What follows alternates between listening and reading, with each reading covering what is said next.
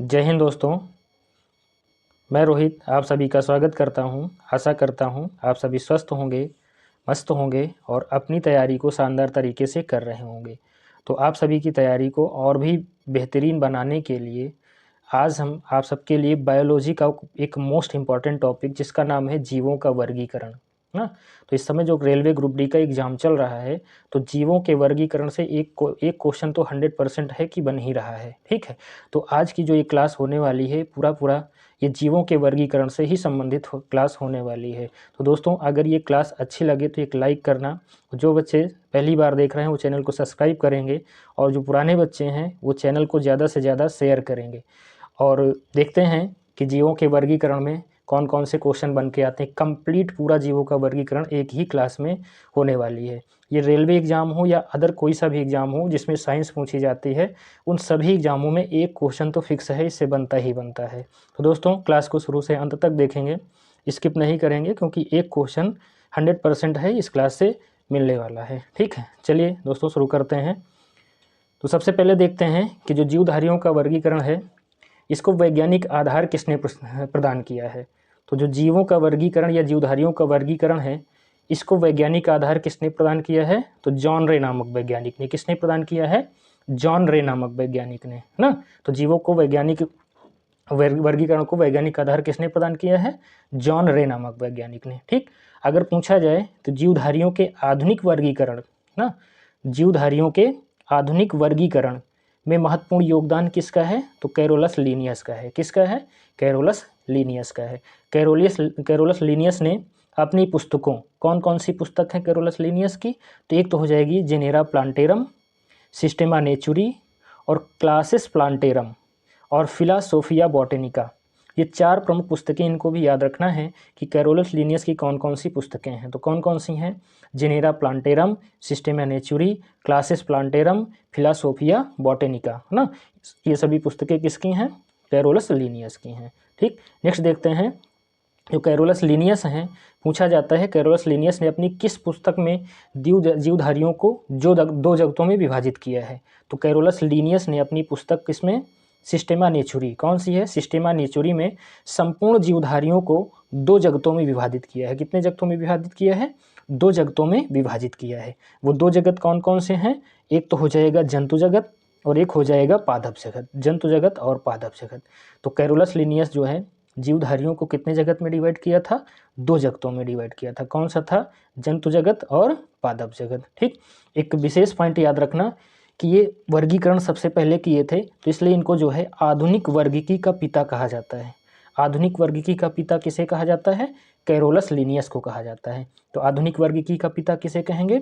Carolus Linnaeus को कहा जाता है। ठीक, और एक बात दोस्तों, जो आधुनिक जीव विज्ञान में सर्वाधिक मान्यता किसको दी गई है? आर.एच. व्हिटेकर के 5 जगत वर्गीकरण को। यानी कितने? 5 जगत वर्गीकरण। तो पूछा जाता है कि 5 जगत वर्गीकरण, जीवों के जो 5 जगत वर्गीकरण है, इसको किसने प्रस्तुत किया है? तो किसने प्रस्तुत किया है? आर.एच. व्हिटेकर ने प्रस्तुत किया है। ठीक, तो आर.एच. व्हिटेकर जो है जीवों को कितने जगत में बांटा है? 5 जगत में। तो कौन कौन से जगत हैं? एक तो हो जाएगा मोनेरा जगत, एक हो जाएगा प्रोटिस्टा जगत, एक है कवक जगत और पादप जगत, और उसके बाद जंतु जगत। तो आर.एच. व्हिटेकर ने जीवों को कितने जगत में बांटा है? तो 5 जगत में। कौन कौन से हैं? मोनेरा, प्रोटिस्टा, कवक, पादप और जंतु जगत। तो दोस्तों, इन्हीं सभी जो जगत हैं, यानी वर्गीकरण के जो 5 जगत हैं, इन्हीं 5 जगतों के बारे में हम मोस्ट इंपॉर्टेंट क्वेश्चन को कवर करेंगे। तो देखते हैं सबसे पहले मोनेरा जगत, ना। कौन सा जगत देखेंगे? मोनेरा जगत। तो मोनेरा जगत में देखते हैं कौन कौन से क्वेश्चन बन के आते हैं, ना।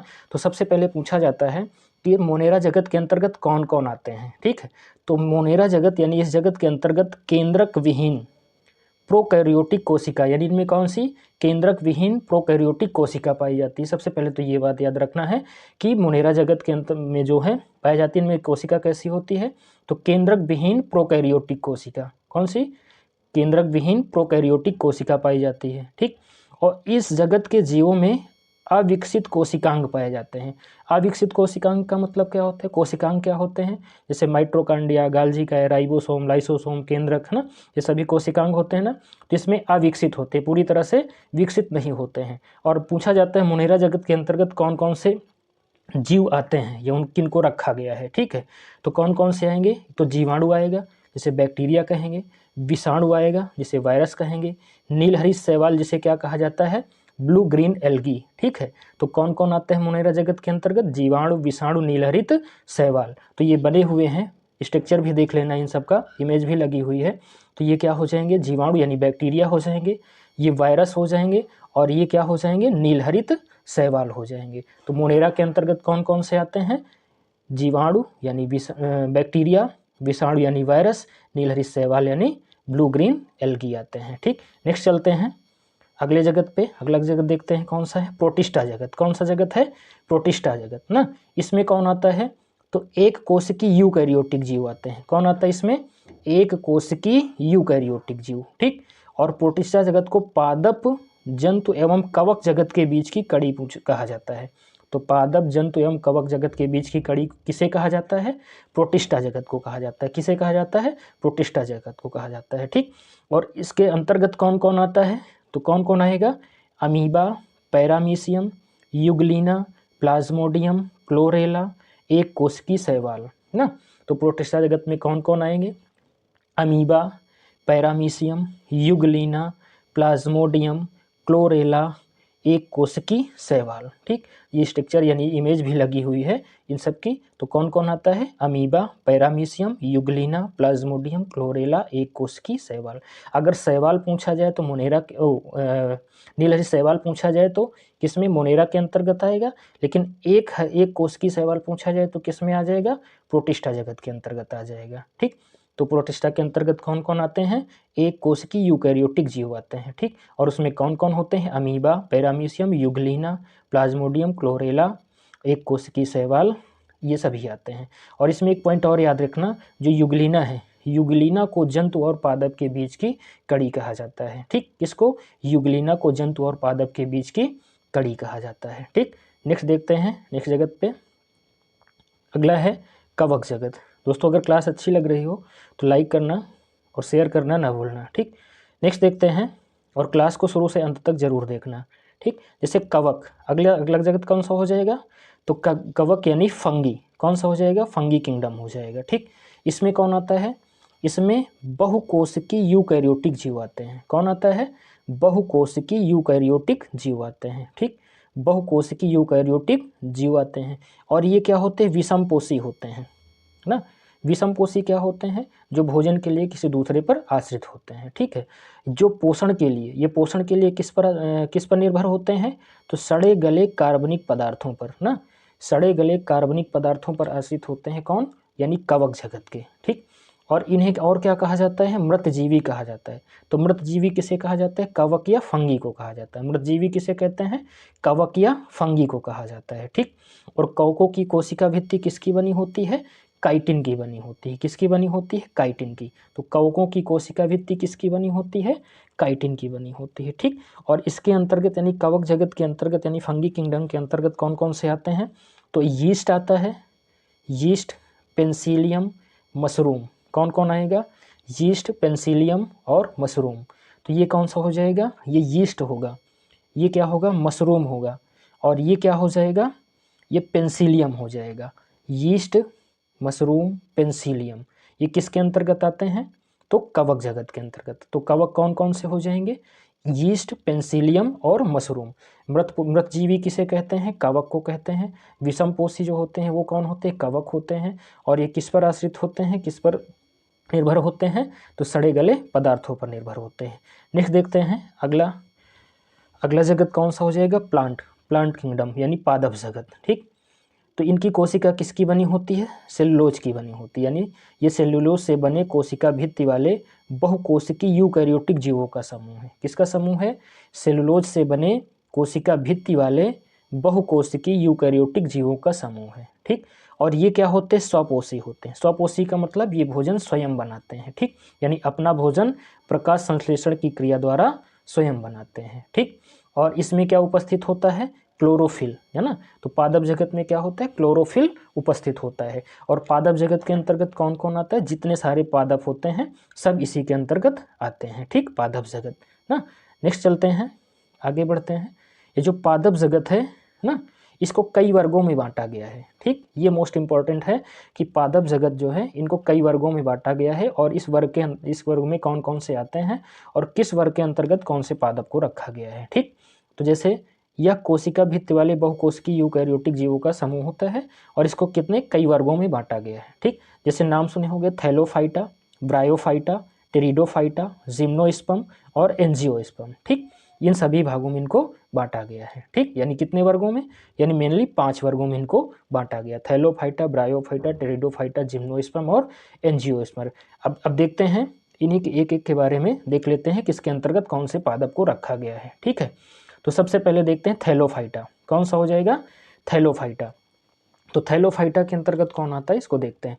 तो इस संघ में पौधों के शरीर, जो पौधों के शरीर होते हैं, जड़, तना व पत्ती में विभाजित नहीं होते। कहने का मतलब ना तो इसमें जड़ होती है, ना तो तना होती है, ना तो पत्तियां होती हैं। ठीक, और इसके अंतर्गत कौन कौन सी पादप आते हैं, तो एक होता है यूलोथ्रिक्स, कौन होगा, यूलोथ्रिक्स, एक होता है कारा और एक होता है स्पाइरोगाइरा, है ना। कौन कौन से होते हैं, यूलोथ्रिक्स, कारा और स्पाइरोगाइरा। ठीक है, तो ये यूलोथ्रिक्स हो जाएगा, ये कारा हो जाएगा। ठीक, यूलोथ्रिक्स और कारा। ठीक, अब उसके बाद चलते हैं ब्रायोफाइटा ना। तो थैलोफाइटा में कौन कौन आएगा, याद रखना, यूलोथ्रिक्स, कारा, स्पाइरोगाइरा। और ब्रायोफाइटा के अंतर्गत देखते हैं कौन कौन आता है। इस वर्ग के पादप में तना, पत्ती जैसी संरचना पाई जाती है, यानी जड़ नहीं पाई जाती है। कौन कौन, तना, पत्ती जैसी संरचना पाई जाती है। और ब्रायोफाइटा को पादप जगत का क्या कहा जाता है, उभयचर कहा जाता है। तो क्वेश्चन बनता है पादप जगत का उभयचर किसे कहते हैं, ब्रायोफाइटा को कहते हैं। किसे कहते हैं पादप जगत का उभयचर, ब्रायोफाइटा को कहते हैं। और ब्रायोफाइटा के अंतर्गत कौन कौन आता है, मांस, कौन सा वनस्पति, मांस, ये इसे क्या कहते हैं, फ्यूनेरिया कहा जाता है, मांस या फ्यूनेरिया। और एक आता है मार्केसिया, तो ये है मांस या फ्यूनेरिया और ये हो जाएगा मार्केसिया। ठीक है, तो ब्रायोफाइटा के अंतर्गत कौन कौन आता है, मांस, फ्यूनेरिया और मार्केसिया, है ना। तो दो जगत पता चले कौन कौन से, थैलोफाइटा और ब्रायो संघ ना, थैलोफाइटा और ब्रायोफाइटा। थैलोफाइटा में कौन कौन आते हैं, यूलोथ्रिक्स, कारा, स्पाइरोगाइरा। और ब्रायोफाइटा में कौन आते हैं, मांस यानी फ्यूनेरिया या मार्केसिया। ठीक, नेक्स्ट चलते हैं अगले संघ के अंतर्गत कौन कौन से जीव आते हैं। जैसे टेरिडोफाइटा, कौन सा होगा, टेरिडोफाइटा।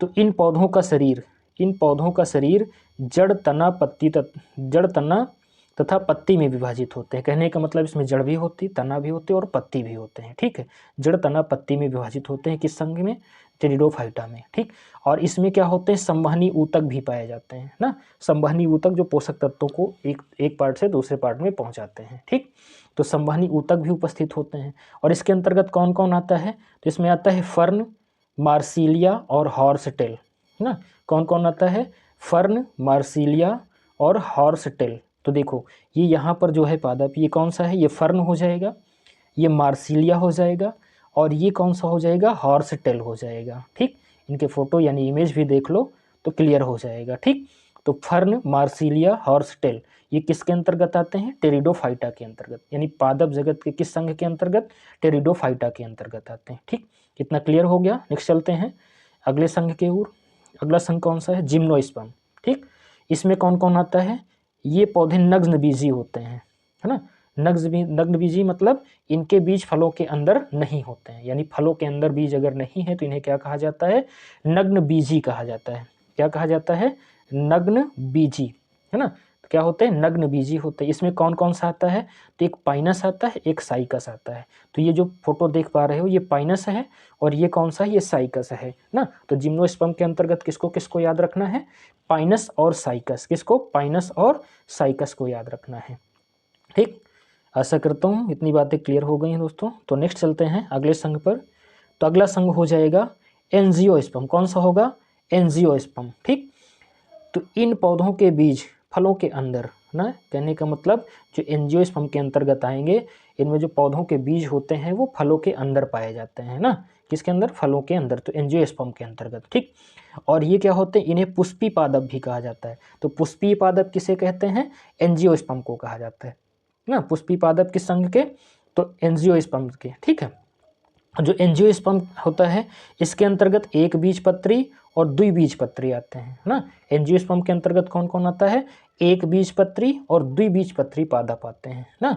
तो अब इसमें देखते हैं एक बीजपत्री कौन से पादप होते हैं और द्विबीजपत्री कौन से होते हैं। ये मोस्ट इंपॉर्टेंट क्वेश्चन है कि इसमें से एक बीज कौन सा पत्री कौन सा है, द्विबीजपत्री कौन सा है। तो जो गेहूँ है, चावल है, मक्का है, गन्ना, केला, प्याज, लहसुन, ताड़, बांस, ऑर्किड, लिली और जो घास है ना, तो ये सब क्या होते हैं, एक बीजपत्री होते हैं। क्या होते हैं, एक बीजपत्री होते हैं। और द्विबीजपत्री कौन कौन से होते हैं, जो मटर है, चना, सेम, मूंगफली, आम और सरसों, है ना, आदि। यानी इतने याद रखना है, मटर, चना, सेम, मूंगफली, आम और सरसों, ये क्या होते हैं, द्विबीजपत्री होते हैं। तो एक बीजपत्री में कौन कौन, गेहूँ, मक्का, चावल, गन्ना, केला, प्याज, लहसुन, ताड़, बांस, ऑर्किड, लिली, घास ना। और द्विबीजपत्री में मटर, चना, सेम, मूंगफली, आम, सरसों, है ना। अब इनको पहचानें कैसे, कहने का मतलब कोई सा भी बीज हो उसको तोड़ो तो उसमें दो पार्ट हो जाए ना, दो पार्ट में विभाजित हो जाए तो द्विबीजपत्री, और न विभाजित हो तो एक बीजपत्री हो जाएंगे। ठीक, इतनी बातें क्लियर हुई। नेक्स्ट चलते हैं। अगला जगत है जंतु जगत, यानी पादप जगत कंप्लीट हो गया। अब इसके बाद कौन सा होगा, जंतु जगत ना। तो जंतु जगत में देखते हैं इसमें कौन कौन आता है। ठीक, ये सबसे ज़्यादा इम्पोर्टेंट हो जाएगा जंतु जगत में, यानी किस जंतुओं को किस जगत के अंदर किस संघ के अंतर्गत रखा गया है। ठीक, तो देखो इसमें, तो यह यूकैरियोटिक बहुकोशिकी व विषमपोषी प्राणियों का वर्ग है ना। यूकैरियोटिक बहुकोशिकी विषमपोषी प्राणियों का वर्ग। अब ये विषमपोषी क्या होते हैं ना, कहने का मतलब है कि जो खाने के लिए किसी दूसरे पर आश्रित हो ना, तो वो क्या होते हैं, विषमपोषी होते हैं। ठीक, और जंतु जगत में कोशिका भित्ति नहीं पाई जाती है ना, जैसे पादप जगत में कोशिका भित्ति पाई जाती है, वैसे जंतु जगत में कोशिका भित्ति नहीं पाई जाती। और इस जगत को कई वर्गों में बांटा गया है। ठीक, अब वो कौन कौन से वर्ग हैं पहले इनको देख लो, फिर एक एक वर्ग को देखते हैं किस वर्ग के अंतर्गत कौन से जीव आते हैं, कौन से जंतु आते हैं। ठीक, तो सबसे पहले तो देखो कौन सा संघ होगा, पोरीफेरा संघ। कौन सा होगा, पोरीफेरा संघ। उसके बाद सिलेंट्रेटा या निडेरिया संघ। उसके बाद निमेटोडा या स्केलमेंथीज। उसके बाद आएगा प्लेटीहेल्मिन्थीज, फिर एनिलीडा, फिर आर्थ्रोपोडा, फिर मोलस्का, फिर इकाइनोडर्मेटा, कार्डेटा और वर्टिब्रेटा। ठीक, ये इतने संघ में डिवाइड किया गया है किसको, जंतु जगत को। कौन कौन से, Porifera, Coelenterata, Cnidaria, Nematoda, Aschelminthes, Platyhelminthes, Annelida, Arthropoda, Mollusca, Echinodermata, Chordata और वर्टिब्रेटा। ठीक, अब देखते हैं इन्हीं के बारे में डिटेल से पढ़ लेते हैं। सबसे पहले पोरीफेरा संघ। पोरीफेरा संघ में देखते हैं कि कौन कौन से जीव आते हैं। ठीक है, तो यानी कौन कौन से जंतु आते हैं। ठीक, तो देखते हैं इसमें, ये अत्यंत सरल शारीरिक संरचना वाले छिद्रयुक्त जीवधारी हैं। तो सीधे सीधे पहला क्वेश्चन तो यहाँ से यही बनता है कि छिद्रयुक्त जीवधारी किस संघ के अंतर्गत आते हैं। तो छिद्रयुक्त जीवधारी किस संघ के अंतर्गत आते हैं, पोरीफेरा के अंतर्गत आते हैं। ठीक, किसके अंतर्गत, पोरीफेरा के अंतर्गत। और ये क्या होते हैं, अचल जीव होते हैं। क्या होते हैं, अचल जीव, यानी कि ये स्वयं से मूवमेंट यानी इधर उधर नहीं जा सकते हैं। ठीक, ये किसी दूसरे से चिपके रहते हैं ना, किसी दूसरे के चिपके रहते हैं, उससे जो है एक स्थान से दूसरे स्थान पर ये पहुंच जाते हैं। ठीक, तो याद रखना छिद्रयुक्त जीवधारी किसे कहते हैं, पोरीफेरा संघ को कहते हैं। और ये एक दूसरे पर चिपके रहते हैं, ये अचल होते हैं, चल फिर नहीं पड़ सकते हैं। ठीक, इन जीवों को सामान्यतः क्या कहा जाता है, स्पंज के नाम से। तो स्पंज के नाम से किस संघ के जीवों को कहा जाता है, जाना जाता है, पोरीफेरा संघ। किसको, पोरीफेरा संघ। ठीक, अच्छा अगला देखो, और ये प्रायः कहाँ पाए जाते हैं, समुद्री आवास में पाए जाते हैं। कहाँ पर पाए जाते हैं, समुद्री आवास में ना। तो पोरीफेरा संघ के जितने भी जीव हैं ये सब कहाँ पाए जाते हैं, समुद्री आवास में पाए जाते हैं। तो छिद्रयुक्त जीवधारी आते हैं पोरीफेरा के अंतर्गत, इन्हें स्पंज के नाम से भी जाना जाता है। ये अचल होते हैं और ये दूसरे से चिपके होते हैं। अब इसमें कौन कौन से जीवधारी आते हैं, तो एक साइकान होता है, एक स्पंजिल होता है। कौन कौन, साइकान और स्पंजिल। तो ये जो चित्र देख पा रहे हैं ये साइकान का है और ये जो है किसका है, स्पंजिल का है ना। तो साइकान और स्पंजिल, ठीक, जिनके दोनों के इमेज भी साइड में लगे हुए हैं। ठीक, इनको देख लो अच्छे से। तो पोरीफेरा में कौन कौन, साइकान और स्पंजिल आते हैं। ठीक, नेक्स्ट चलते हैं, अगला संघ देखते हैं जंतु जगत का। तो सिलेंट्रेटा या निडेरिया है। कौन आता है, सिलेंट्रेटा या निडेरिया। ये जलीय जीव हैं। कौन है, जलीय जीव हैं जिनका शरीर कोशिकाओं की दो परतों का बना होता है। ठीक, तो ऐसे जीव जिनका शरीर कोशिकाओं की 2 परतों का बना होता है, वो किस संघ के अंतर्गत आते हैं? सिलेंट्रेटा संघ के अंतर्गत। किसके अंतर्गत? सिलेंट्रेटा संघ के अंतर्गत आते हैं। और इसमें कौन कौन आता है? ये मोस्ट इंपॉर्टेंट है कि इसके अंतर्गत कौन कौन से जीवधारी आते हैं ना। तो एक तो आता है हाइड्रा, समुद्री एनीमोन, जेलीफिश और कोरल। ठीक, कौन कौन? हाइड्रा, समुद्री एनीमोन, जेलीफिश, कोरल ना, ये सभी आते हैं। तो ये हो जाएगा हाइड्रा, ये हो जाएगा समुद्री एनीमोन, और ये होंगी जेलीफिश, और ये क्या हो जाएगा? कोरल, है ना, कोरल रीफ जिसे समझ सुने होंगे। तो ये हाइड्रा, समुद्री एनीमोन, जेलीफिश और कोरल, ये किस संघ के अंतर्गत आते हैं? सिलेंट्रेटा या निडेरिया के अंतर्गत। किसके अंतर्गत? सिलेंट्रेटा या निडेरिया के अंतर्गत। नेक्स्ट चलते हैं अगले क्वेश्चन पे। अगला है प्लेटीहेल्मिन्थीस। अगला संघ कौन सा हो जाएगा? प्लेटीहेल्मिन्थीस। कौन होगा? प्लेटीहेल्मिन्थीस। इसके अंतर्गत कौन से जीव आते हैं? तो इन जीवों को चपटे क्रम भी कहा जाता है। क्या कहा जाता है? चपटे क्रम भी कहा जाता है। इनका शरीर क्या होता है? पृष्ठधारी एवं चपटा होता है ना।